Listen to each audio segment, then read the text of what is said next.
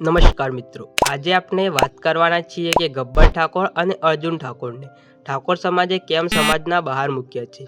તો મિત્રો, જાન્યુઆરી મહિનામાં ઠાકોર સમાજના મોટા આગેવાનો જેવા કે અલ્પેશ ઠાકોર, જ્ઞાનીબેન ઠાકોર, સ્વરૂપજી ઠાકોર વગેરે આગેવાનો દ્વારા ઠાકોર સમાજ માટે બંધારણ બનાવવામાં આવ્યું હતું, જેમાં લગ્નમાં ડીજે વગાડવું નહીં આ મુદ્દા પર પ્રતિબંધ મૂકવામાં આવ્યો હતો। પરંતુ આના થોડા જ દિવસ બાદ ગબ્બર ઠાકોરના કાકાના છોકરાના લગ્નમાં ગબ્બર ઠાકોર અને અર્જુન ઠાકોર ધામધૂમથી તેમના ગામમાં વરઘોડો કાઢે છે અને પોતે કલાકાર તરીકે મોજ કરાવે છે। આ જ કારણે ગબ્બર ઠાકોર અને અર્જુન ઠાકોરને સમાજ બહાર મૂકવામાં આવ્યા છે।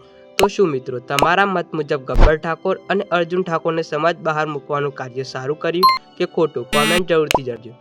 તો મિત્રો, બંધારણમાંથી આ ડીજે વાળો મુદ્દો રદ થવો જોઈએ કે નહીં? મારા માટે આ મુદ્દો રદ થવો જોઈએ, કારણ કે ડીજે વગર આપણે કોઈ પણ લગ્ન કે પ્રસંગ કરીએ તો તેમાં કોઈ પણ જાતનો આનંદ રહેતો નથી અને આપણે પ્રસંગની મજા માણી શકતા નથી। તો મિત્રો, આ વાત સાચી હોય તો કોમેન્ટ જરૂરથી કરજો અને આવા જ વિડીયો જોવા માટે અત્યારે જ ચેનલને સબસ્ક્રાઈબ કરી દો। જય માતાજી।